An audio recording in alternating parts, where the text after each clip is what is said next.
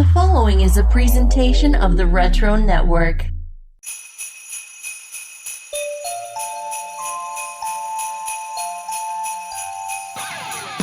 Come on in, sit a spell. We've got stories and jokes to tell. It's gonna be a great Noel. It's the Advent Calendar House. Muppets, Batman, Smurfs, and even Garfield's Halloween. We're gonna take a trip down memory lane. Frosty, Rudolph, and a bunch you've probably never seen.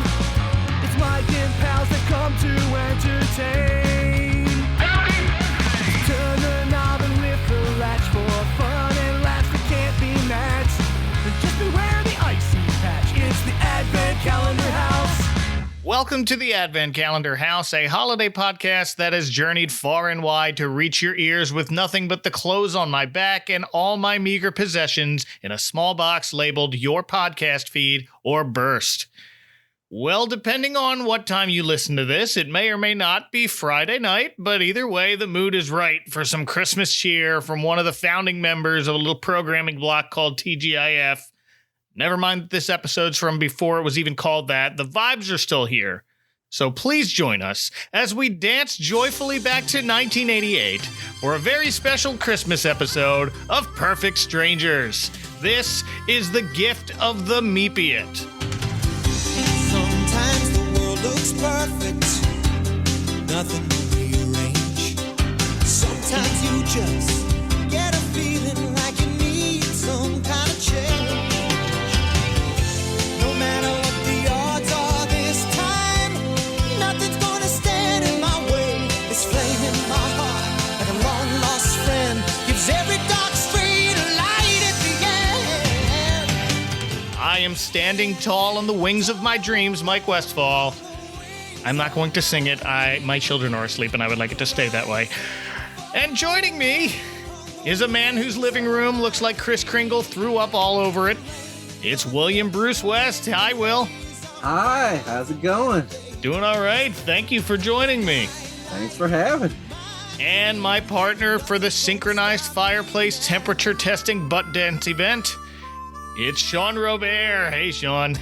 Hey guys, I'm sorry, I was distracted because I was just filling out the form to get my signed Marklin Baker rookie card graded, PSA graded. There it I'm is. going to retire on this baby. You probably. There it is. Oh, I'm so excited to talk about the show. This was one of the first sitcoms I remember really looking forward to watching every week. But first, I want to hear about your histories with Perfect Strangers. If you remember watching this Christmas episode before, and let's start with Will. It's funny how timing works because I just wrote about this like a week ago. I've been watching Pluto TV lately because we finally cut the cord, and there's a Warner Brothers channel that only shows 3 shows. It's Growing Pains, Perfect Strangers, and Drew Carey. And it shows the entire run, and then it switches to another and shows the entire run. So when I discovered it, it was the weekend it kicked off Perfect Strangers.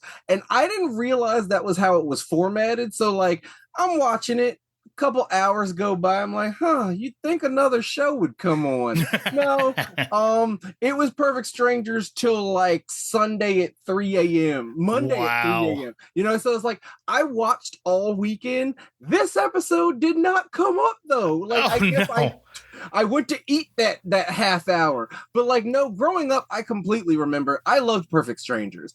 And like, I was a TGIF, even before it was TGIF, I was rushing home to watch Mr. Belvedere, you know, and all that, because he doesn't count in that block.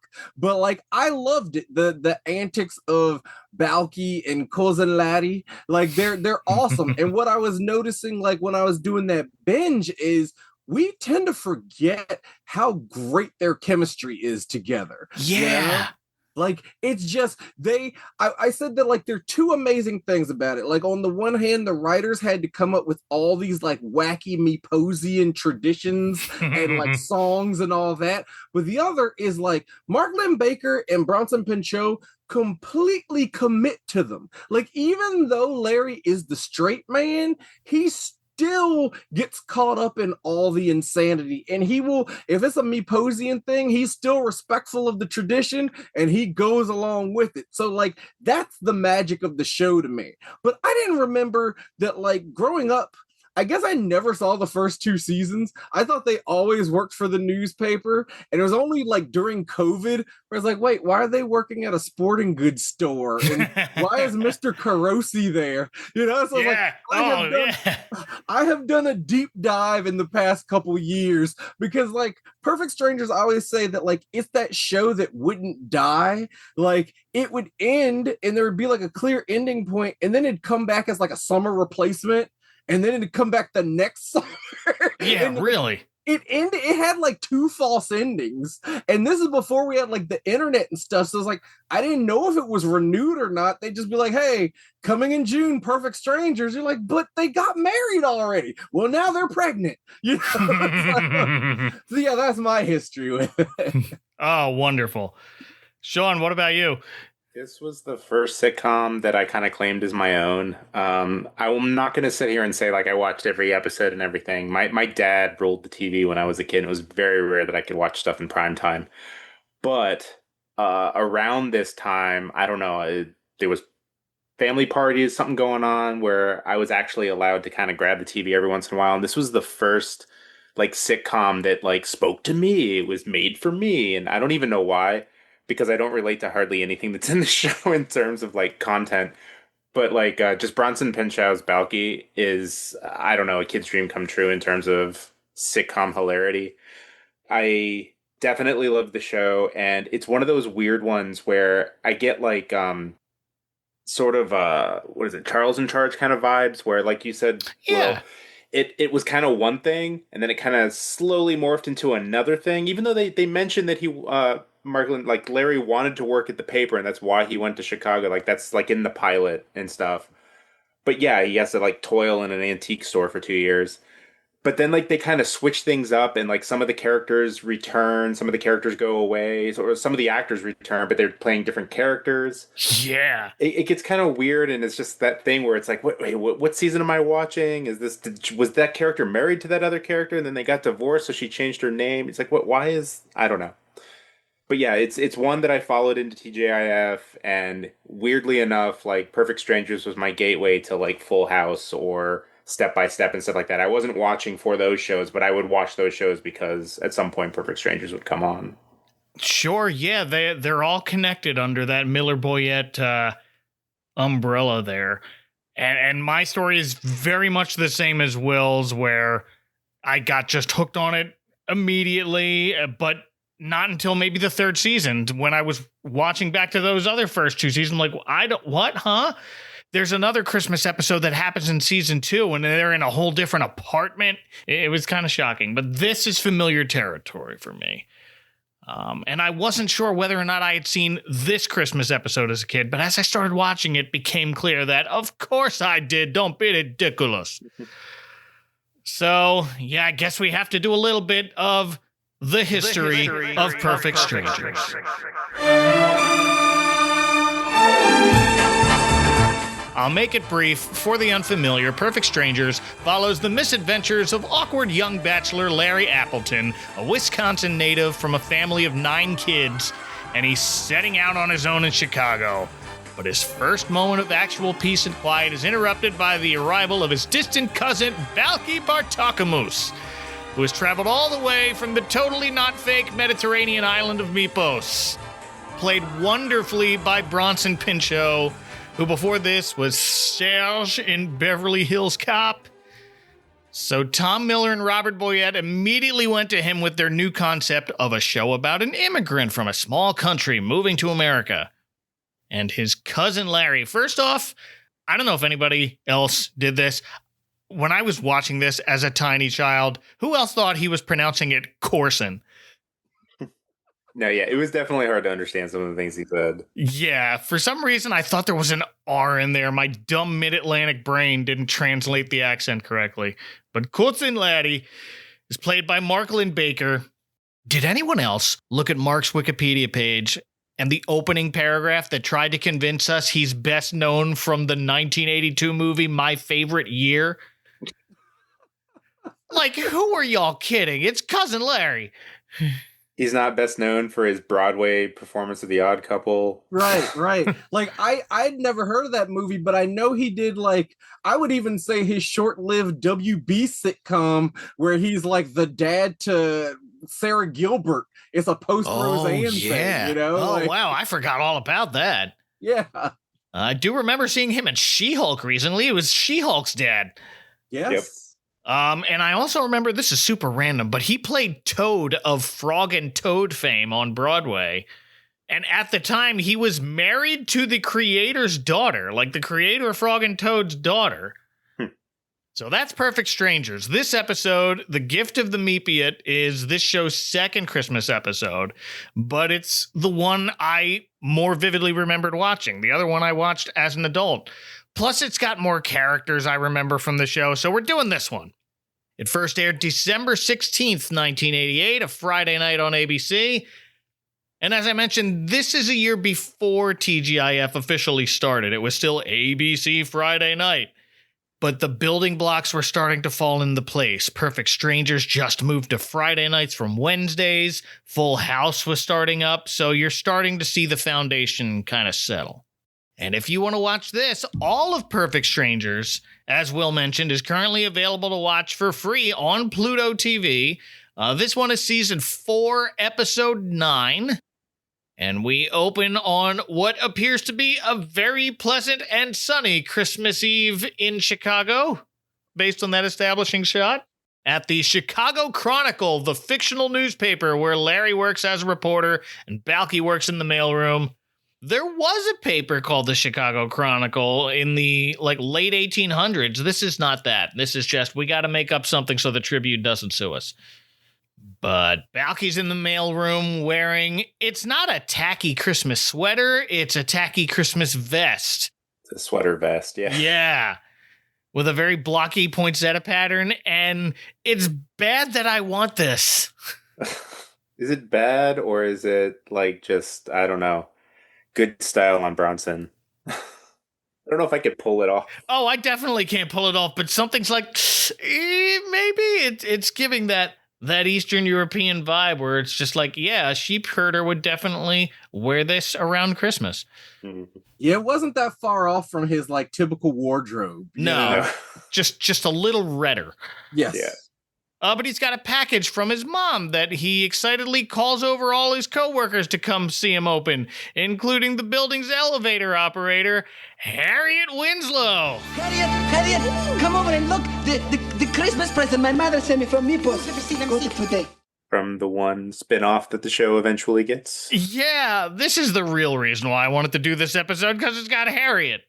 A character ABC's producers liked so much, they gave Jo Marie Payton her own show all about Harriet and her family and no one else.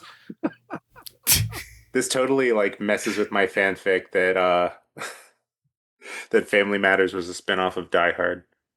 Oh, I mean, it could be. It could be. I guess it could be both. This is actually 3 episodes before we meet her husband, Carl.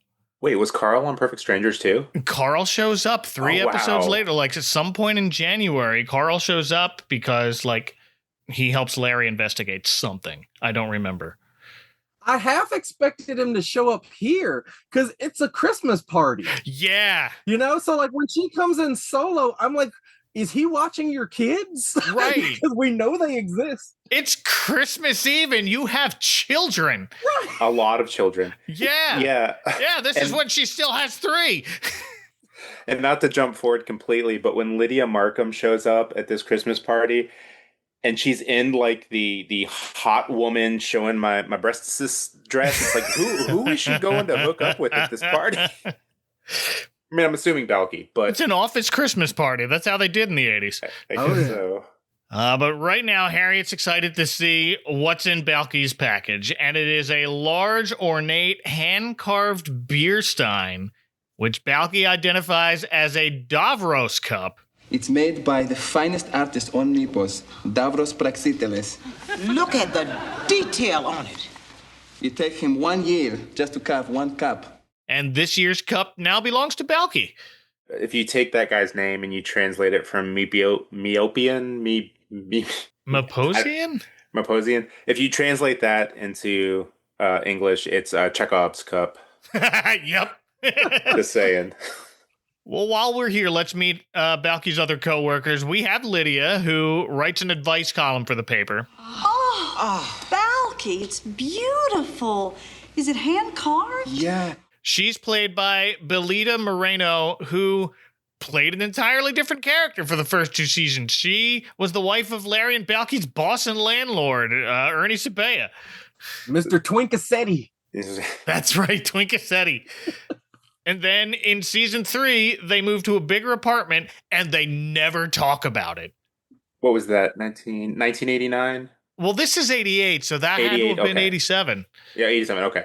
I'm just thinking that, like, sometime in and around there, like, apartments got really cheap for New York sitcom shows. Yeah, really. For all those families. So yeah, they just got the big deal, the big apartment deal that year. Yeah, and season 3 is where the show really found itself. That's when they switched the opening credits to Larry and Balki bounding around Chicago. They get settled in a new place with new jobs, new coworkers, and suddenly here's Lydia, who looks an awful lot like their old boss's wife, and they never talk about that either. Belita Moreno went on to play George Lopez's mom on that show.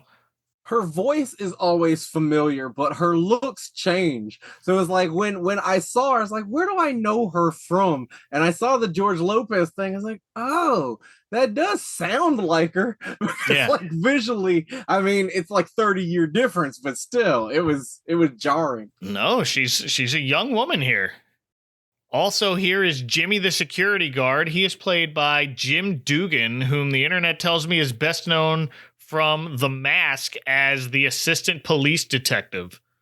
Like a lot of single episode appearances on his resume. Everything from Moonlighting to That's So Raven. The last one is a woman credited as Allison. She's in this episode, and then that's it. I think she may have one line. She is played by Kate Finlayson, but I found what she's up to on the internet. Well, first, her top known for credit on IMDb is as a hostage in Die Hard. So the fan fiction could still work. Oh my God, I'm finding all the strings. Yeah. She's currently a dance instructor and creator of something called Dancing the Enneagram. Y'all know about the Enneagram? I haven't had mine yet. I'm 48 and I'm past due.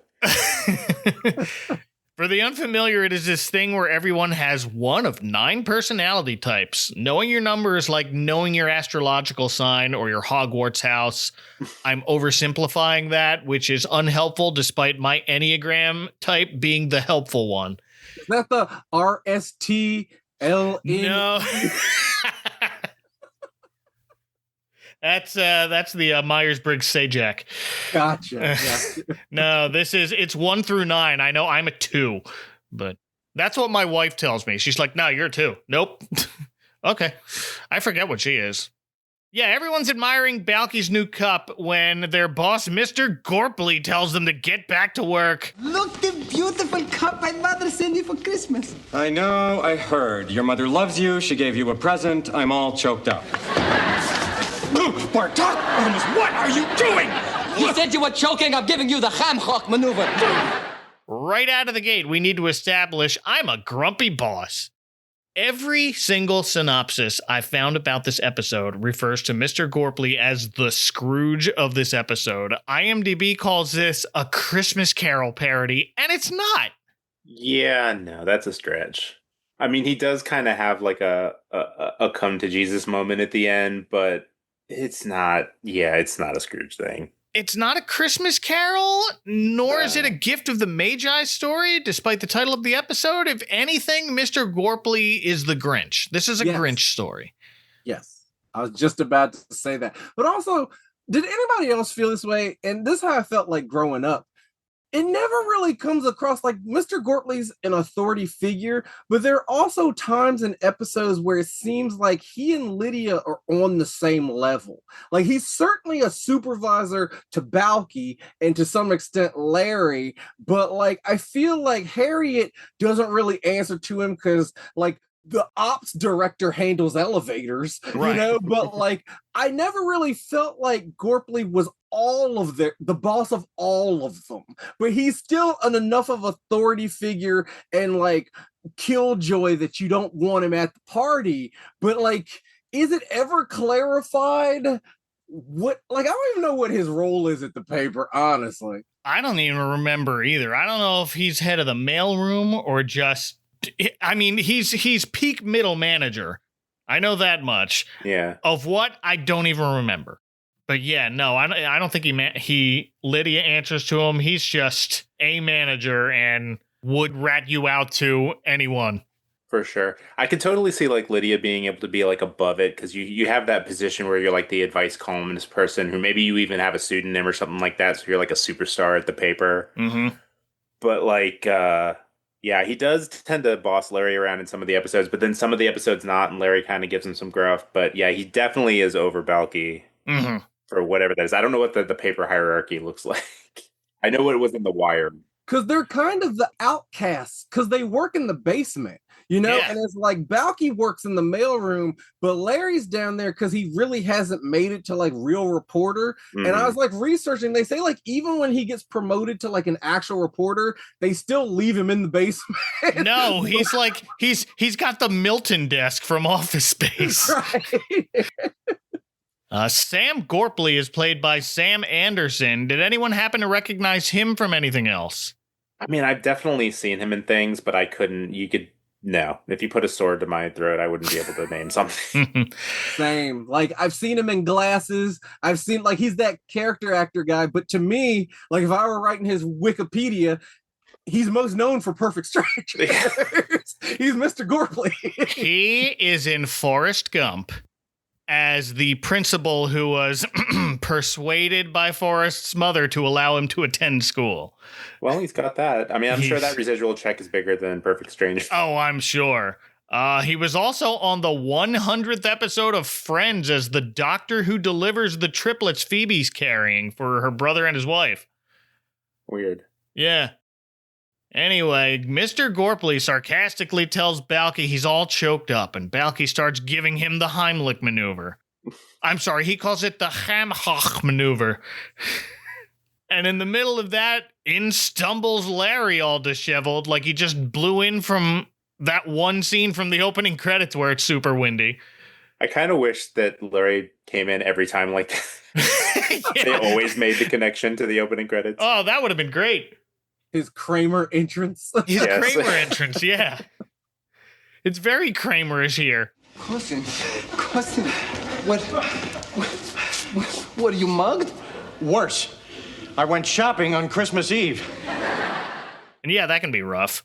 It can. You ever go shopping on Christmas Eve for like a big important thing? I haven't. But I do know one other person who went shopping on Christmas Eve, and that's Toby Hooper. And out of that came Texas Chainsaw Massacre. So it's not a good day to go shopping, from what I understand. It's not. No, I remember doing it 1 year before my wife and I were married. I don't even remember what I was shopping for, but never again. I must have blacked it out. It was that bad. Chances are you didn't find whatever it was. Probably not. You can't find the big things. Like Christmas Eve is like the... I didn't get something for the mailman. Is there a Whitman sampler somewhere? Yeah, right. Yeah. It's loose ends shopping. Like the last couple of Christmas Eves, my wife's newest tradition is she makes lasagna, but a lot of it, to the point where she has started taking orders from friends. And so I go out on Christmas Eve to deliver these lasagna dishes. And sometimes getting around on Christmas Eve is a fun little nightmare. So I feel you, Larry. But he was successful in picking up a cute little sparkly pink sweater that he shows Balki to some trademark woos from the live studio audience. Huh? What do you think? Well, I don't know. I think it's a little busy for you, but... Larry explains no, it's for his girlfriend Jennifer. 2 additional woos. Miller Boyette sitcoms. This is the first one I'm talking about on this podcast, but those sitcoms in particular were heavy on the hootin' and hollering and anything even a touch romantic. I had to believe they had like a light up sign or like a series of them. There's applause, there's clap, there's oh, yeah, and then there's the woo sign. Yeah.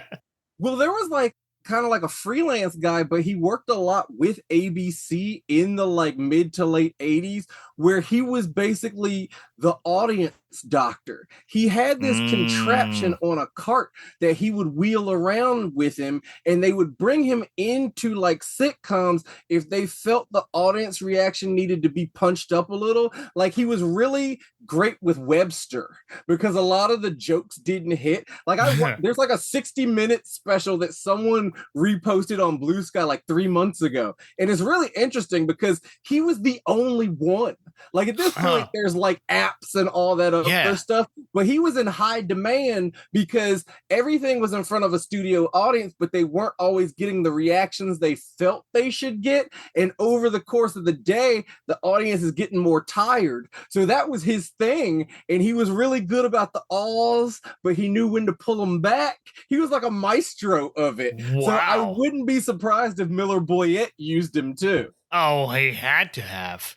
My question about that's so weird is like when you're doing a sitcom like that and you've got the live studios, I get it in terms of like the energy for the actors and all that stuff. What I don't understand is like, why couldn't in post they add like audience reaction and clapping and stuff? Like, right. The home audience is never going to know the difference, right? No, we won't.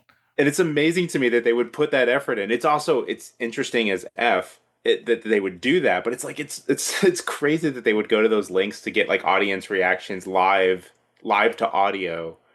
I don't know. That's amazing to me. But it's the integrity aspect. You remember, we used to be able to make deals with a handshake, and now everything has to be notarized. You know, like, the world is a different place. Will, you are the only person that I know of who has matched the words integrity with sitcom. I was born to make that connection. Yes, you were. Thank you for that. I wouldn't expect that from anybody else. That's why you're here. Oh, so this sweater cost Larry $125, and you know what that means. To the inflation calculator. $125 in 1988 is equal to $342 today. That is a serious sweater. Was that pink cashmere? Might have been. Holy crap. I know it had like the little silver sequins on it. It definitely was a little bit bedazzled there. Yeah. But that thing had better be stain-proof, waterproof, and not shrink in the dryer for that price. Right. And they're still, this is early in their relationship. Yeah. Because he chases her for 2 seasons. So this might be like their first official Christmas as a couple. So he's really overdoing it. That's true. Yeah, we only had that one other Christmas episode, and I don't even know if they met yet or if they're like They did. They did. They get out of town before everybody gets snowed in. Oh, that's right. I did see that one during my binge, but it's like they live in that's another weird thing. They live in the same building in both buildings. Right. But they meet at the gym. They met them at the gym. They coincidentally live in their building. And when they move, they still live in their building. And it's not even in their building. Isn't it like literally across the hall? It's like a friend situation, right? Right. Yeah, it is. It's like door to door. They've never seen each other. That's so crazy. Well, I'm sure he's seen her. She's probably never seen him. Right. Quotes. But Larry explains he plans on giving Jennifer this sweater at his and Balki's Christmas party that night. And Mr. Gorpley's ears perk up. He's intrigued. Oh, you're having a party? And Larry immediately backtracks. Oh, we're not having a party. I wouldn't call it a party. It's just a few people getting together and killing time, he says. Terrible save. Yep. And Mr. Gorpley scoffs it off and exits, and then Balki immediately asks, why didn't you invite Mr. Gorpley? He's going to feel left out. And Larry explains he is left out. One of my favorite lines is from this part, and Larry's explaining why he doesn't want to invite him, and he says, Balki, this is our first annual Christmas party. There are 2 kinds of people that say this is my first annual fill in the blank. Yeah. And it's either a newlywed couple or it's the saddest person you've ever met in your life who has an enormous amount of hope. Yes. Yeah, that is my very next note. Larry Appleton, you are a news reporter in Chicago and thus familiar with the Chicago Manual of Style Guide for Writing, which explicitly instructs not to use the phrase first annual for that reason. Oh my God. But to Larry's point, he wants his friends and coworkers to be able to gather together in Christmas spirit and claims if Mr. Gorpley were there, he would ruin everything. So I've begun introducing my kids to The Office, and we just watched the episode where Jim invites everyone to a party at his place except Michael, and it had very similar vibes to this. Yeah. Except Larry doesn't lie to Balki and tells him it's a surprise. He straight up tells him Gorpley's not invited. He doesn't want him at the party. And Mr. Gorpley isn't exactly like Michael Scott. They both have an unhealthy need to be perceived as the funniest guy in the room. But whereas Michael wanted to be everybody's best friend, Mr. Gorpley is perfectly happy being the big mean boss. Yeah, the amount of, I don't know what he gets from cutting people down. Like the joy that he gets from jokes at other people's expenses is it's palatable. Oh, yeah. So have y'all ever invited your boss to a party or anything outside of work? No. I don't even go to work functions. I professionally do not go to work functions. Yeah, no, I'm the same. I have been to parties where my wife's principal was invited. She's a teacher, and depending on what school she was working at, the principal was invited to other people's parties. Not all of them, for similar reasons as Larry not wanting Gorpley at his party, but... Yeah, I'm one of those weird people that's like, I like my work relationships at work, and I like my home relationships at home, and I don't want to I'm not the guy at work going, man, I have a podcast? And there's all this stuff. It's like, no. No way. I'm exactly the same. But now it's nighttime at the Chronicle, and there's some snow that's not at all superimposed over the establishing shot. If y'all remember when I talked about Animaniacs doing that same thing and it looking silly, this is just as bad, if not worse, because it's not animated. Or is animated. Yeah, might be. I don't know. But we see Mr. Gorpley on the phone with someone telling them, I'm free to spend Christmas with you, followed by a pause. And then he asks, what do you mean, so what? So how about it? Can I come over for Christmas? No, I understand. No, you've got family coming over. Yeah, okay. I'll try you again next year. Yeah. Bye, Mom. That was good.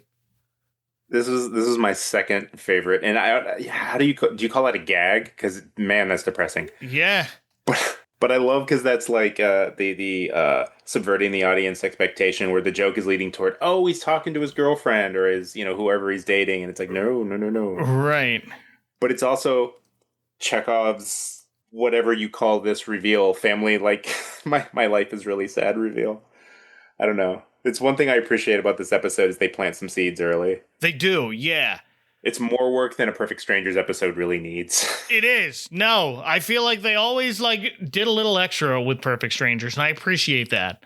And during this awkward phone call in which he also has to remind his mother his wife probably doesn't want to see him for Christmas on account of remarrying 2 years ago, Balki's in the background overhearing all of this. So he wants to invite Mr. Gorpley so badly, but he has trouble getting the words out. He's like, about tonight, Cousin Laddie and I... Cousin Laddie and I... Takes him a few tries. He eventually gets it out. Do you have a place to go for Christmas? And Gorpley very badly plays it off like, are you kidding? Me? Sam the Man Gorpley? Why, I've got invitations running out my ears. Like, okay, guy. Gorpley here reminds me a little of Shooter McGavin. I can see that. Just that same sort of vibe when he's saying, like, I eat pieces of shit like you for breakfast. He and Balki laugh it off, and Balki explains he was going to ask Mr. Gorpley to his party, and before he even gets the whole sentence out, Gorpley says, okay. And they go back and forth a bit. Okay? Okay. Okay. Okay. Okay. Okay. And now he realizes he has to go tell Larry, hey, our boss you didn't want to come over is coming over. What I would love to see at this point, too, is I would love to see a copy of the script to see if there's just 4 separate pages, and in the middle of the page it just says, okay, and then stage direction. Right. Because it keeps getting repeated as it goes from scene to scene. How many H's and Y's are after each one? Yeah. So now we cut to Larry and Balki's kitchen, where Larry has got Jingle Bells playing as he takes, I don't even know what these are out of the oven. They look like some kind of dumplings, maybe? They looked like those, like, they're thinner, but they look like those sandwich rolls that you get in a tray from the grocery store when you have a party. You know, like it's like ham and cheese and something green, and it's rolled up. Sometimes there's like pimento cheese in them. Yeah, you get it. Like... Right, in a little spiral. Oh, okay.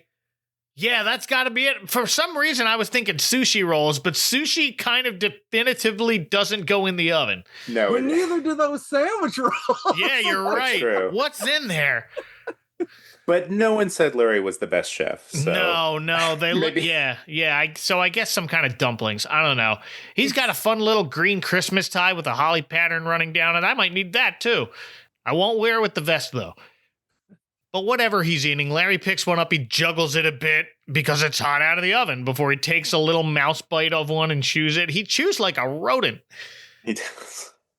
And I don't know if this is worse than double dipping the chip, but he puts the half-eaten hors d'oeuvre back on the tray. Yes! Says it's perfect, and he checks it off on his clipboard because Larry is exactly the type of person who would plan a party with a checklist on a clipboard. Balki walks in now as Larry runs over to greet him. You get a quick look at all of the decorations they have up. A lot of streamers and garland across every door and ceiling threshold. Lots of Frosty the Snowman faces along the kitchen window. Larry's very pleased with himself. The decorations are perfect. The eggnog is perfect, he says. And this is the point where they test the warmth of the fireplace by doing a little synchronized butt wiggle in front of it before declaring in unison, perfect. There's a gif of that out there. So Balki's having a tough time telling him the news. So as he puts it, a funny thing happened while I was taking down the decorations at work. And I didn't clock that's what he was doing while he was still there until he said it. Like, we saw Balki with a bunch of boxes that looked like ornament boxes, but I didn't realize he was putting stuff away already. I'm like, really? No! I mean, there are families in this country that don't decorate until Christmas Eve. Yeah, they're all... I've mentioned that so many times already this season. But this is like the opposite of that. Oh, better take down all these decorations so it looks like a normal workplace when we come back in the 26th. I don't like that. The newspaper. They don't get to come back January 2nd. Nope. So it's like they don't want any reminder. Yeah. No, they got people working on Christmas Day. It's a paper. Current events, people. But it's the 26th. Yeah. But Balki was taking down the decorations for Mr. Gorpley, and Larry interrupts. I knew Gorpley was slime. Making you work late on Christmas Eve is a new low. So now Larry asks, what could be better than a party at Christmas with the people you care about? And Balki decides to ease into the news with, how about inviting someone to that party who is less fortunate than you are? Well, when you put it like that, it sounds lovely, and Larry agrees. We'll have to remember to do that next year, he says. And Balki says he took it upon himself to do it this year. And then Larry says, you did? Wow, you're incredible. And then he asks who it is and where Balki found him. So Balki answers the second question first, down at the paper, and then changes the subject by admiring the tree, which thankfully is already decorated.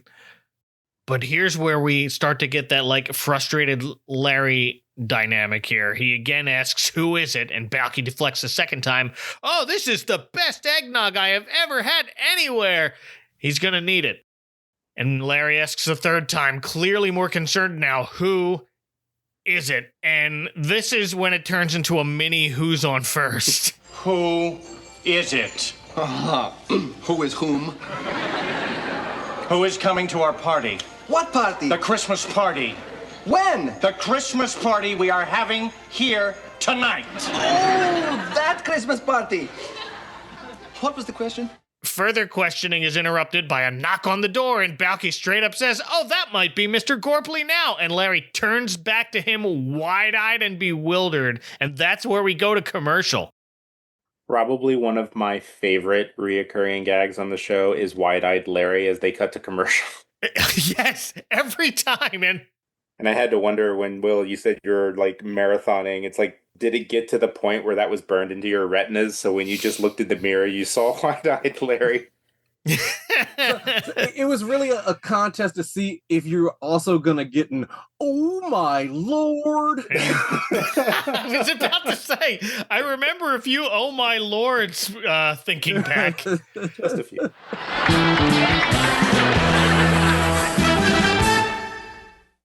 Balki, would you like to make a toast? Yeah. Who wants whole wheat? Who wants rye? Balki. Okay. From all of us here at Perfect Strangers. Merry Christmas and a Happy New Year. It's Circuit City's Christmas sale with exciting savings on great gift ideas. Save on this Scott compact disc player with remote, now a low $149.97. And this deluxe Panasonic VCR with on-screen programming, just $299.97. The Christmas sale going on now at Circuit City. The intelligent choice for Christmas. Ho, ho, ho.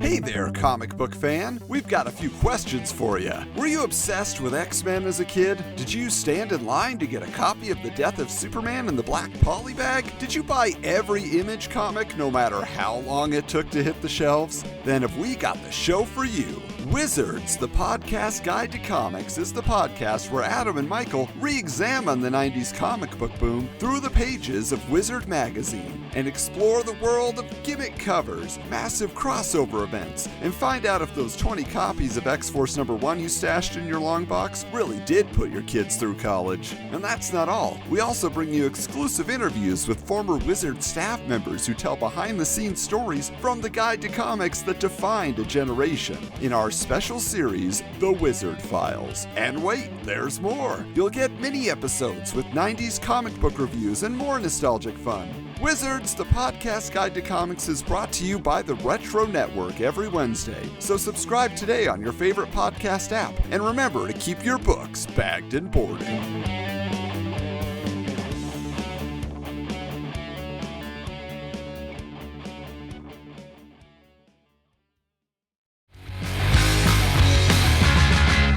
When we return after those messages, Larry's whisper yelling at Balki, "I specifically said I didn't want Mr. Gorpley at the party."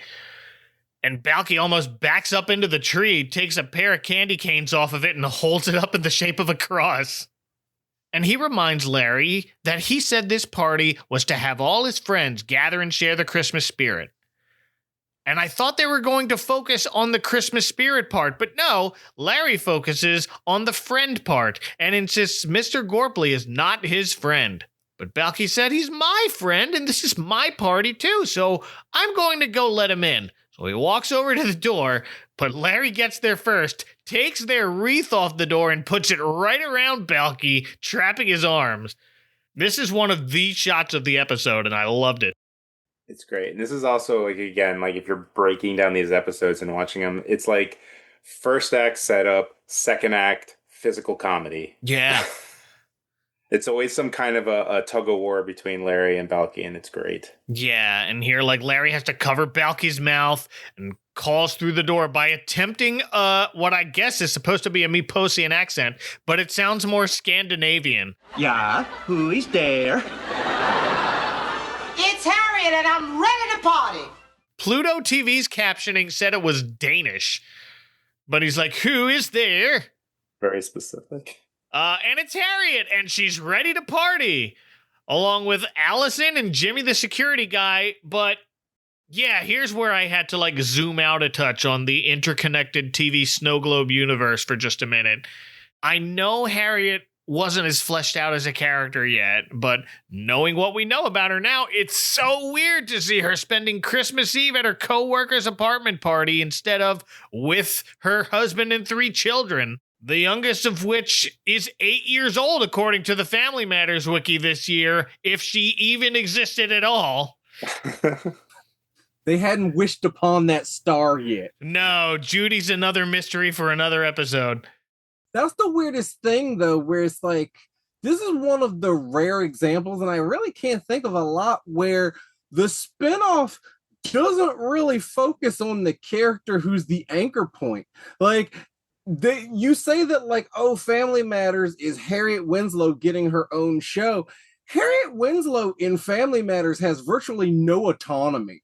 You know, like it's her relationship to Carl or to the rest of the family. I mean, it gets so bad. That's why she leaves before the show even ends, because like she was never the focus. No, which is so weird because like at least what Wikipedia told me was just like the producers loved her character on Perfect Stranger so much they decided to give her own show and then like cast just everybody else to kind of outplay her, which is so weird. Like even before Steve Urkel shows up, that was the dynamic, that Harriet was just the mom.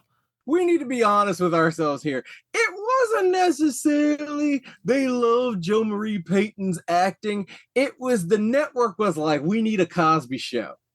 Yeah. Because everybody's playing catch up at this point. Uh-huh. And ABC is like, we need a Cosby Show. Because ABC has never done well with black sitcoms. Like Family Matters and Hanging with Mr. Cooper. You know, like those are their biggest, but otherwise, like that was a network mandate and it worked, but it didn't come from what we've been told. Yeah, when Hanging with Mr. Cooper is your second best black sitcom, like, sorry, Mark Curry, that's a low bar. It is. I mean, even Sister didn't last. It ends up on the WB. Right, it moves. Yeah. But now there's another knock on the door, so Larry again wraps Balki in the wreath and covers his mouth. This time he answers with the Spanish accent. Hola. Who is it? Ramon? Is that you? It's Lydia! And here's where we see she is wearing quite the dress. It's nice. It's a nice dress. It's this sleeveless blue giant bow dress with black polka dots and spaghetti straps. Again, I just feel like at the end of the day, she's supposed to end up with a lampshade on her head and finding a copier in their apartment somewhere to make copies of her butt. I don't know. It's a little sexy for a party at Larry and Balki's. Yeah. Well, the door knocks again, and despite his best efforts, Balki again finds himself stuck in the wreath by Larry. This time, Larry goes with an English accent. And who might that be?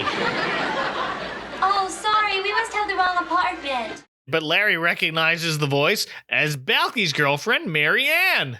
Along with Jennifer, those two are roommates who lived across the hall. And worked together as flight attendants. Of course they did. Right. Oh, I forgot that they were flight attendants. But they're accompanied by some other couple they don't even bother to credit. Like, I don't have actors for these people. They just showed up. And, like, more show up later that we didn't see walk in. This party's so weird. Right. It's all about blocking at that point. They just need certain kinds of shots. Yeah. Yep. Well, we'll talk about the ones we know. Jennifer is played by Melanie Wilson, and even as a kid, I thought, Larry, you failed way upward. He sure did. I can't believe this. No one can be that bad. The man's a Melanie Wilson's most recent credit, it was a while ago. In 2009, she was in a Lifetime TV movie called Prayers for Bobby. And Marianne is played by Rebecca Arthur, who this same year had a quick part in Scrooged as the secretary at an office party during Christmas Past, who does photocopy herself. Nice. Her most recent credit is from 2014. It's some sci-fi web series called The Palmer Supremacy. No idea. Like, it looks like they were trying to do a Jason Bourne. Yeah. She's one of those ones that kind of happily retired from acting. Yeah. And it to the point where like she didn't even tell her family. Oh, wow. Like, I think this was before she was married and had kids, and then she went and had kids. Like, her kids grew up, didn't even know she was on a sitcom.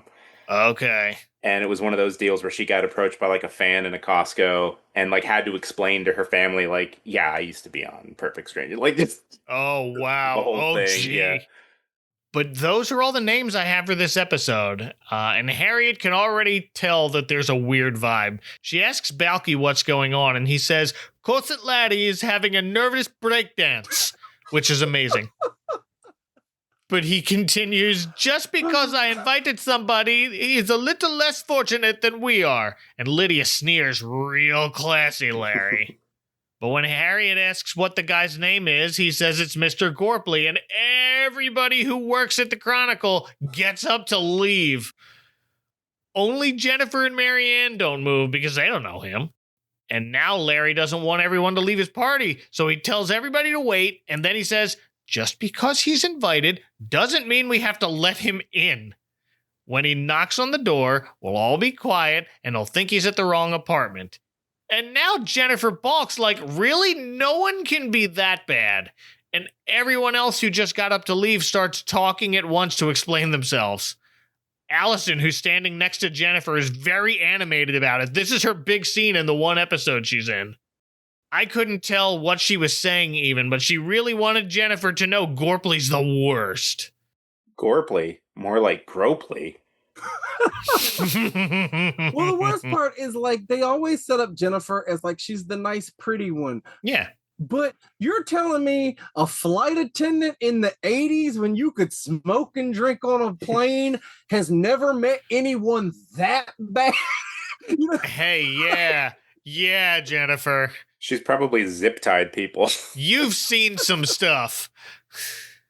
But Balki invited him, and when he comes there, Balki's going to let him in. And then the door knocks, and it's Mr. Gorpley. And everyone besides Jennifer and Marianne gang up on Balki and put their hands on his mouth so he can't answer. And here we hear Gorpley call from the other side of the door. I know you're in there. This has happened before, you know. This happened last year at Lydia's birthday party. We tried to outwait him. We sat in the dark for 4 hours listening to a man pound on the door. It was 5 hours, and I brought a sleeping bag this time. Yeah, I heard that. I was like, why did no one call the cops after the first hour? Right.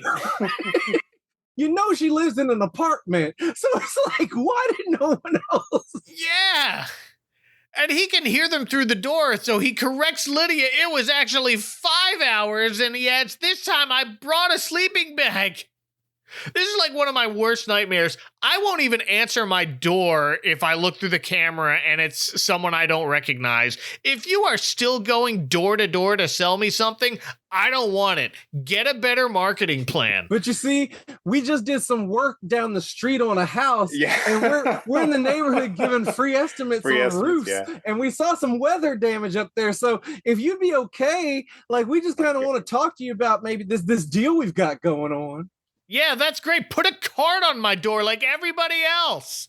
It's always the roof people, and I live in Florida, so like, yeah. Oh, it's awful. We bought a house in an old neighborhood with no HOA, and oh my God, that's the only thing that I regret about not having an HOA is that they seem to be able to keep those people at bay. No, they can't. I have an HOA. They can't? Okay. Wow. I also don't have a gate, and I live in the back of my neighborhood. They're going through the whole thing. My house is one of the last they get to. Persistence, man. Yeah. But instead of calling the cops, Larry tells everyone, I guess we ought to let him in. So they all let go of Balki, who gives them all a speech as we hear faint Christmas music playing in the background. It's some version of God Rest Ye Merry Gentlemen, which was a nice touch. Deep down inside Mr. Gorpley, there is an ember of the Christmas spirit. And if we just treat him with some kindness, I think we can fan it into a flame. Good, I'll get the matches. Thank God they didn't say blow. Yeah, right. I want to say real quick, again, I brought this up before, like the second act is always like the physical comedy act. Uh-huh. I love the fact that it's normally just Mark Lynn-Baker and Bronson Pinchot going at it. But in this one, everyone gets in on it, which is great. Yeah, they all like cover his mouth. Like at one point, Balki, like they have him picked up and they're like all holding him. Yep. It's really good. But no, now he's free to answer the door. Well, no, first he suggests when they open the door, they all give Mr. Gorpley a really beautiful Merry Christmas. And they do. As painful as it might have been for some of them, they really went and did it. Merry Christmas!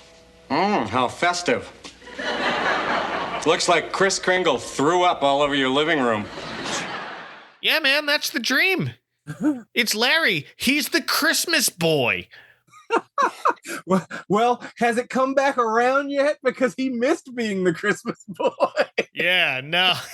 So in the other Christmas episode, Larry wants to go back to his home in Madison to be with his family on Christmas. But mostly it's because it's his turn to be the Christmas boy, which means he gets to hand out all the presents. So that role rotates among him and his 8 siblings. So when it's his turn again, he's the most excited boy in the world. And then he and Balki get snowed in. So yeah, it's established that Larry's a little Christmas boy, and that's why it looks like Kris Kringle threw up all over his living room. So we fade to a little later in the party, and everyone else is chatting and doing boring party small talk. And Mr. Gorpley is sitting by himself on the couch, clearly uncomfortable. So Larry asks if he's having a good time, and Gorpley replies, better than a poke in the eye with a sharp stick. I need to add, he laughs at every one of his snappy little remarks. Having a good time, Mr. Gorpley? Better than a poke in the eye with a sharp stick. That is the Gorpley vibe. He's like the overlap in a Venn diagram of Bill Lumbergh from Office Space and Paul Lynde. God. But there's only one thing that can liven up this party, and here he comes. It's Balki Claus! Ho, ho, ho! Merry Christmas! It's Balki Claus! Walks out in a full Santa suit and beard, but he's not wearing the beard over his mouth like you're supposed to, so no mustache, just a beard. But he's got a big bag of presents, and everyone else who's not Mr. Gorpley loves this. They love Balki Claus. Harriet and Lydia clap for him. They're so excited about this. Harriet, you have children at home waiting for actual Santa. Like, your sister's husband was just shot. Yeah! She just moved in with you. But Balki's got a big bag of presents, and they're actually from each other. So the first one Balki Claus hands out is to Harriet from Lydia. And it's a cute little scarf, and everyone plays it up like, oh, it's beautiful. Except Mr. Gorpley, who says very loudly, very nice, Lydia. They're giving them away at the gas station with every fill-up. And now I understand. There's a little bit of truth in this. So, like, my family was one of those Christmas families where we basically got half of the stuff on Christmas Eve, and then Christmas Day was sort of, we woke up, and my parents weren't rappers, so, like, all the presents were just there under the tree, which was cool. Yeah, my parents did the same thing. Yeah, not a lot of pageantry to it. But, like, as I got older, like, the Christmas spirit died down, whatever, we just didn't really, you know, I don't know, we exchanged gifts and everything, but it was just quiet and whatever. But getting into, you know, other families and marrying into stuff, and it's like, it's always this big thing, and everyone takes a turn, and everyone opens, and everyone shows everybody else what they got, and they're all, everyone's like, ooh, yeah, nodding their head, yeah, that's really good, and I'm just like, that's a can of coffee. One year I got, like, and don't get me wrong, I loved it, but I got like 6 jars of jam, and like they were just talking about the jam for 30 minutes, and I'm like, goodness, yeah, they have to explain the jam. Yep, let's tone this down. Jam always has like a detailed story of where you got it, the whole history of the company you got it from. Right. This was from a farmer's market. I saw them bottle it in front of me. Yeah. Well, at least you got like actual, like, it's kind of like a personalized experience. Like, they saw them bottle the jam. A lot of these situations, this is what TJ Maxx exists for. You know, Right, like, that's why, like, yes. I kind of hate these. Like, I was watching the episode trying to figure out, like, is this a good party? Because with, like, let's say Mr. Gorpley wasn't there. were they enjoying themselves? And they seem to be. And this looks like hell to me. Like my wife and I are just antisocial. Like, don't invite us to your game night. Don't do anything. And I'm just like, this, you go through the motions. You get that impersonal gift from the checkout aisle where you make sure they know you spent the $15, not a penny less, not a penny more. Right. But like, you don't want it. They don't want you, what you brought. It's a lot of just like fake. Yes. And like, I don't know. This was a hard one for me because like it's great they invited Gorpley, but like he might have. If I were in his shoes, I maybe would have had more fun at home by myself, but I don't get lonely like that. So I don't know. Yeah, no, I'm glad I'm at the point in my life where any Christmas parties I'm getting invited to is like to let the kids hang out together on Christmas. And we don't have to buy anything for each other. It's all just like bring food. It's all about the food. Yep. Which is wonderful. That's my kind of party. Our family just officially entered that thing where it's like all presents are for the kids. Yeah. My wife and I kind of like, we take years off. It's just like, we do stuff. I just went shopping last week. It's just like, hey, they have these little portable car vacuum cleaners. Get 2 of them and put them away for Christmas. There you go. So, spoiler alert, we got them. But every time we do that, my wife and I just shout at each other, grown up Christmas. Perfect. So Balki gives out the next gift, which is to Lydia from Harriet. This is most of the rest of the episode, so settle in. Just Balki Claus handing out gifts and everyone else screaming, open it, open it! Open it! Open it! That was a weird thing that they added to this. That was. Again, it's, I don't know. Gift giving is such a weird experience for me. Having it be like a little bit of ECW mixed in is like, okay. Nope. Yeah, but like, though having to watch people open it, which is something that like we did growing up. Yeah. But there's been this whole trend. It's almost like getting rid of Halloween, but then doing trunk or treats. Like there's this thing over the past like 20 years where you don't open your gifts in front of people because you don't want to make them feel bad. Right. And you don't want to like have to pretend correctly. I feel like we've just circled back around as a society where we can publicly open gifts in the moment. Yeah. Yeah. I mean, my kids always did, but I do remember being at a few parties just like, oh, we're going to open them later. Okay. Nobody cares. Great. Because you go through all that work to like see this look on their face. And it's like, oh, well, you won't see that look.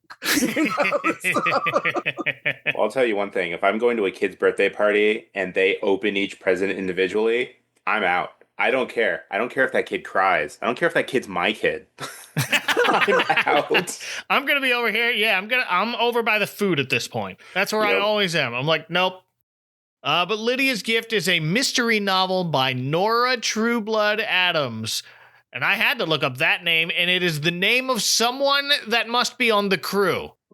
But on IMDb, it doesn't list Perfect Strangers. It does list Family Matters and Step by Step, though. So she must be an intern or something here. So that's a cute little Easter egg. But wait, there's more. If you pause at the right frame, you can see that the title of the book is Zwick, a short story named after the show's director, Joel Zwick. So that was neat. And Joel Zwick directed a lot of Webster. He did. A lot of Webster, a lot of Perfect Strangers, Full House. Yep. Season 1 through 5, every episode of Perfect Strangers. That is a commitment. Yeah, for real. And again, Mr. Gorpley has to be Debbie Downer by telling Lydia, I'll save you 600 pages. The Countess did it. Why don't we see if he can swallow this sideways?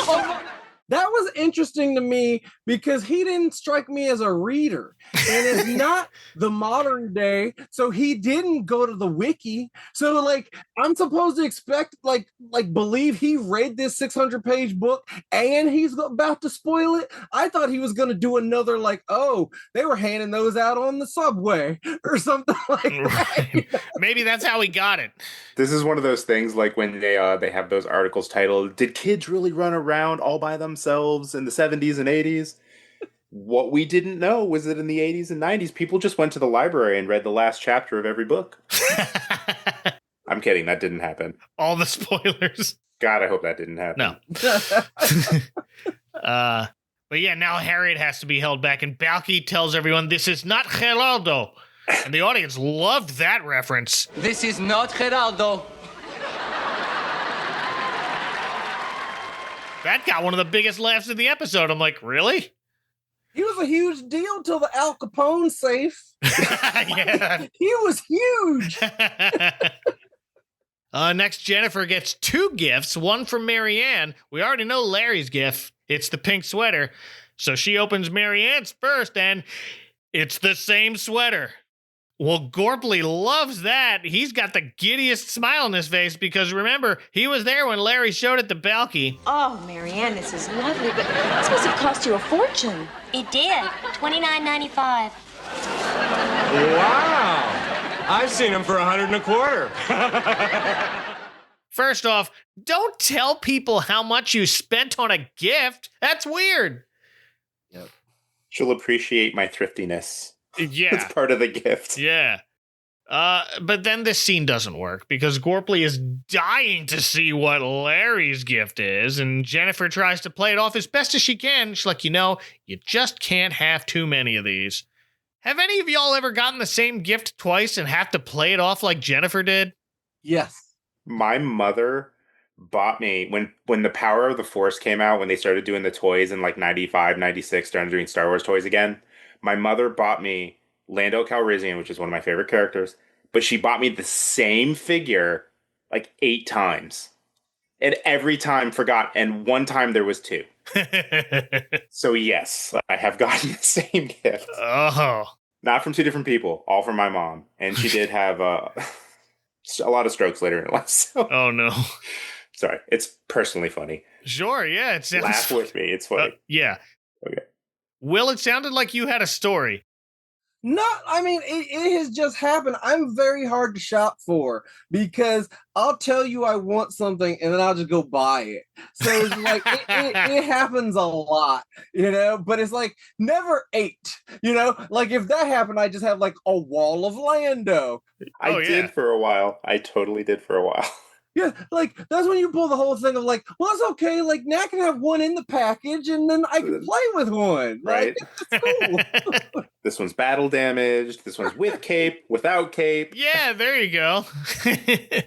But the one time this happened to me, I was about 8, and I did a worse job than Jennifer did here. So for my birthday, my parents got me the Wheel of Fortune home version board game, and then I had a party with my classmates the following weekend. It was a party at a roller skating rink.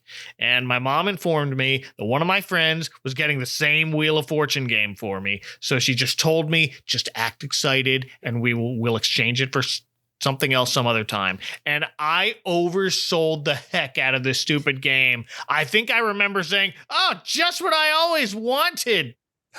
Like, I have no idea how obvious it was in the moment because no one called me out for it, but that's a stupid memory I have that Jennifer just reminded me of rewatching this. Can we play this now? I know we're at a roller rink, but can we play this now? And your mom's like, don't open it, don't open it. Yeah, right. I think our neighbor was on the news one time. That would make him a celebrity. We could do Celebrity Wheel of Fortune. Yeah. Great. I got a regular and a celebrity edition. So meanwhile, Gorpley turns to Larry and chuckles, bet you feel like a real jerk. Why? How was he supposed to know Marianne got the same sweater? It's not even a mistake. It's just a thing that happened. I know. I will say, though. Oh? This is why I say they haven't been together long. You're dating this girl who's like inseparable from this other blonde, and it's probably your first Christmas together, and you didn't even like test the waters to see what she might want.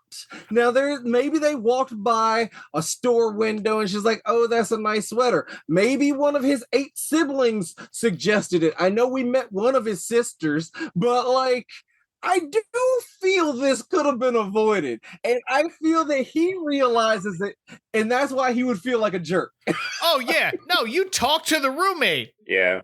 No, my wife's roommate before we were married, like, showed me a magazine picture. This is the kind of ring she wants. Talk to the roommate. For sure. You know he walked by something in the store and saw that. And also, he bought this on Christmas Eve. Let's not forget that. This wasn't like a planned out thing. Oh, yeah, yeah. He saw this and he was like, I want to see her in that. But just that. And he had his hopes up. Fair. Fair. It'll be fun. Make the sweaters point to each other like a couple of Spider-Men. No big deal. But Larry's had enough. He says, that's it. You're out of here. And everyone else who's not Balki, including Jennifer and Marianne, pick up Mr. Gorpley off the couch and carry him out the door. But Balki runs after them, hoists Gorpley onto his own shoulder the same way he carried Santa's bag of presents, and carries him back into the apartment. Tells everyone, you've turned into a Christmas mob. And here Larry insists Gorpley's been asking for it all night. Lydia screams, and we're gonna give it to him. But Balki continues, you don't want to hurt anybody, especially on Christmas Eve. And here Gorpley speaks up now. He tells Balki to relax. These people can't hurt me. You think by throwing me out of here you're gonna spoil my Christmas? Hey, I've had rotten Christmases before. Like the one 3 years ago, when my wife said, Merry Christmas, I'm divorcing you. Or the one where he finally met his father and he stole his college savings, or when his trailer burned down when he was 8. Okay, so it's a bad time of year for you, but that doesn't excuse you spoiling Zwick a short story for everyone. That is unacceptable.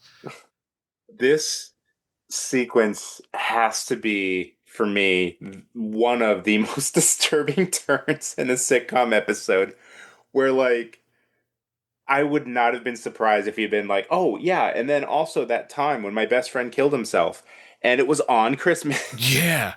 I don't know. I felt like it got unnecessarily dark here. Uh-huh. I mean, the trailer burning down wasn't so bad, because then he got to sleep in a real bed.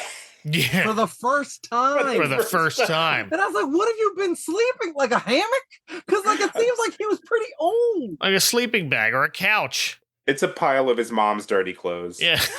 Well, in the sequence he gives us, the trailer burning down seems to be after Dad stole the college money. So how close was he to college? But also, how long had he not been sleeping in a real bed? This is how my brain works, because this is one of those deals of like, continuity doesn't matter now. No. Like next episode, he's going to be the same ass he always was. Yes. Oh, of course. He will learn nothing from this. Well, like in today's society, it'd be a 10-episode season, and this is the turning point where like you'll hate Mr. Gorpley till episode 5. Oh But yeah, after that, we would flash back to all of it. We would see young Sam Gorpley, and then we get the prequel where they geez. cast a young Gorpley. Oh no, Gorpley, the trailer years. Gorpley origins. But he ends with, you can't hurt me, but it wouldn't be Christmas if someone didn't try, and he goes to leave. But Balki leads him back over to the couch to sit down and says, we haven't finished opening the presents. There's one in here for you. And Gorpley tells Balki to get real, and Balki replies, I have never been realer. He takes out a gift with a tag that reads, to Mr. Gorpley, have a Merry Christmas from your friend Balki. And Balki, the best of us all, quietly chants, Open it. And would you believe he gave Gorpley the dang Davros cup Balki's mom shipped him? I would believe. It is the titular gift of the Mypiot, which that's Gorpley's rude nickname for Balki, so it's an appropriate title. Mr. Gorpley doesn't understand why Balki's giving this to him, and Balki explains, it does mean a lot to me. It's a gift of love, and here comes the sappy sitcom moment music. It's a gift of love. And my mother taught me that a gift of love has to go to the one who needs it the most. And right now, that's you. And here in the moment, I buy it. I absolutely believe Balki's mother shipped him this cup with the intention of him passing it on because it's some Christmas tradition like a big ornate Fraggle Pebble. And Gorpley tries to give it back, saying he doesn't have a gift for Balki, who tells him, yes, you do. If you take my gift, you're giving me a gift. So slowly, Mr. Gorpley takes it and says no one's ever given him a gift that's meant something before. I feel kind of strange. Sort of warm. Like I'm almost starting to like you people. And he's back. We had to get back to letting the studio audience laugh again. So he's got himself a bad case of Christmas spirit and asks everyone, do you feel this way every Christmas? And as everyone nods yes, I noticed there's some other guy in the background by the door I haven't even noticed before until this moment. This is what, what you were saying about blocking earlier. They just needed some extras. Yeah, they just needed... I did not see this. It's a tall black man with a mustache and a red sweater. He did not come in with any of the others. I had to rewind to figure out when he came in, and he's there when Balki Claus is opening his presents with another woman we didn't see come in. But they're sitting across from Harriet, so most of the time they're just off frame until everyone else picks up Mr. Gorpley to throw him out. So he's there then. And then Allison's gone now, and we never see her again. She had to go invent the Enneagram dance, I guess, and tagged in a random couple while I wasn't paying attention. But yeah, Gorpley asks if they felt like this every Christmas, and Larry says yes, except for Balki. He feels like this every day. He's the real Christmas boy. So Larry apologizes for trying to lock him out, and Gorpley admits he would have done the same thing in his place. And that's as close as we're going to get to him acknowledging he shouldn't have lashed out or spoiled the mystery novel. See, this is the late 80s, and they're ending with the nice bow on it. In the edgier 90s, I would have thrown in a line of Gorpley, now that he's back to old Gorpley, something like, I'm gonna pee in this. Well, no. The final shot would be him going home, putting that thing down next to the toilet, and putting the toilet bowl cleaner in it. Yeah. Now I've got a new toilet bowl cleaner holder. Where the audience is same old Gorpley. Yeah. No, but here they wish each other Merry Christmas, and Balki softly begins to sing, Hark the herald angels sing, glory to the newborn king. And that's the end of the episode. There is one nice shot at the end of the credits where Larry and Balki look out the window at the falling snow, and Happy Holidays is written in badly spaced brush script font. Man, people need to learn kerning. Yeah. But any final thoughts on The Gift of the Mypiot? It's a great ensemble episode. Yeah. But it's a terrible drop-in episode because you would think that the supporting cast are more important than they are ultimately to the show. And I feel let down because there's not enough Larry Balki antics. The antics got spread amongst the ensemble, which is great for the episode, but this is a terrible, snapshot of perfect strangers for me. Yeah. The thing I like about that, though, is that it's kind of that's kind of important for the weird holiday one-off episodes or whatever, because it's that thing where it's it makes it feel special and different. And not just the same thing over again, rinse and repeat or whatever. Like I said, it was so cool when they got everybody into grabbing Balki and everything. It's usually you don't see the other people do the physical comedy. Yeah. Right. But but I totally agree. And it's also too, this being Christmas and everything, and Larry definitely wanting to get in Jennifer's good graces. It's we didn't get any of that. There's no little side moment. It's so much of this focuses on Gorpley that it's a little weird. Yeah. And I don't understand why every synopsis I found on the internet calls this a Christmas Carol parody when it is clearly The Grinch. Well, a problem with the show itself, and like you were saying when you were younger, like how you saw Jennifer, how I always saw it was there's absolutely no chemistry between Jennifer and Larry. Like she is set up in that, like she is this prize. Like we know he's like swinging above, like like she's out of his league, but it's to show the audience that like nice guys do finish first sometimes. But their relationship doesn't, on paper it progresses, like legally it progresses. They get married, they get pregnant, but emotionally, like they might share more scenes together where Marianne is not there. Like that's the big difference.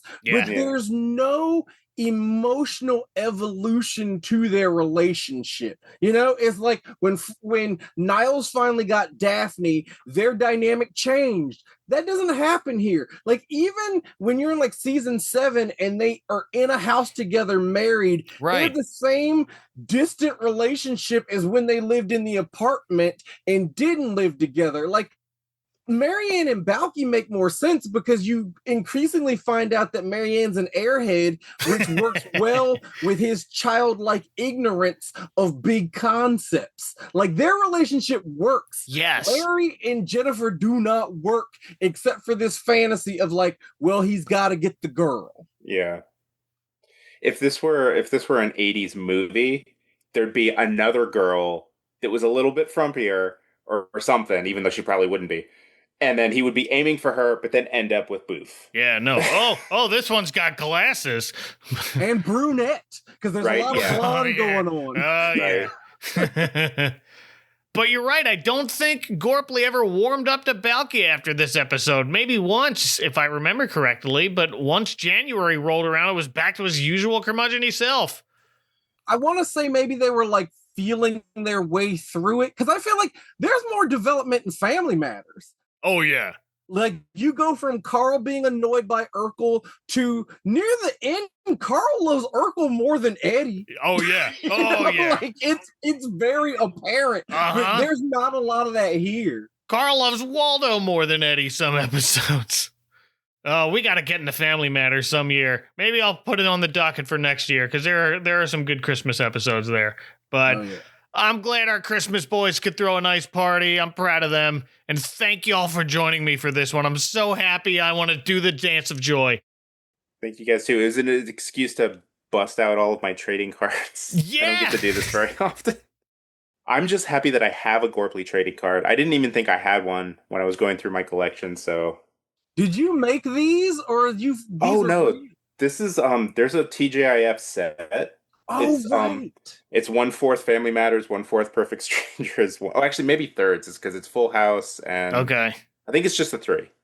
Didn't they also release them? They're like laugh packs. Yeah, it's the same one. Yeah, because they were designed for like trick or treaters at one year. Yes, because these are they're made by Impel, the same people that did the Marvel cards, and they did all the trick or treating cards. Yep. Okay, that makes a lot of sense. Good stuff.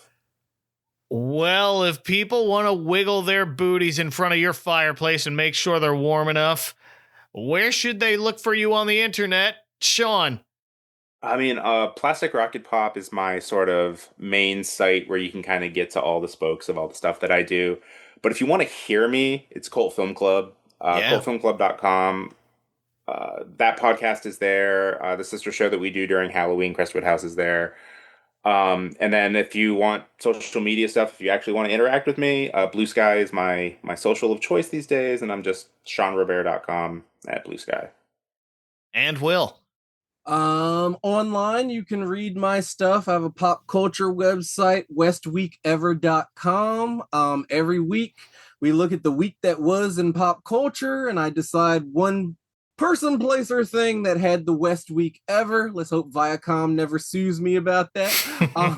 They haven't yet. I think you're safe. Well, I got scared because Kanye started like trademarking West Day ever. Oh, he was coming for West Week, and then he lost his mind. So thank God for small favors. As far as podcasting, I do a show with Adam Pope. It is Remember That Show, where we take a look at forgotten or obscure shows from the 80s or 90s. We've done The Critic or Pride of the X-Men or the Team Knight Rider. It's all over the place. We just did a Three's Company franchise deep dive over the summer. So yeah, check that out wherever you find podcasts. And I guess when this comes out, this is the first time I've said this aloud to anyone, but I also am a co-host with Adam on his show Wizards, the podcast guide to comics, where we go issue by issue of Wizard, the guide to comics from the 90s and 2000s. So he has had other co-hosts. They've done about 350 episodes. So I'm coming in at 351 with the shiny foil holographic cover. And yeah, it's going to be a lot of fun. So our first episode, well, it'll be out by the time this is out. But yeah. Yeah. Oh, wow. That's exciting. Yeah, please check out all of those shows and places and things. It's a good time. You can find links to my guests today in the show notes of this episode and at adventcalendar.house. Next episode is on a Scrooge Sunday, and hey, baby, I hear the blues are calling. But until then, for Will and Sean from outside your front door, where I'm more than willing to camp out in a sleeping bag until you let me in. No, I'm not. That's a lie. Don't do that. This is Mike Westfall reminding you to mind the icy patch, and don't forget to leave out cookies and sheep's milk for Balki claws. Good night. This has been a presentation of the Retro Network. Next time on the Advent Calendar House. NBC Christmas Eve. Kelsey Grammer and Jason Alexander lead an all-star cast. A Christmas Carol, 8/7 Central, NBC Christmas Eve.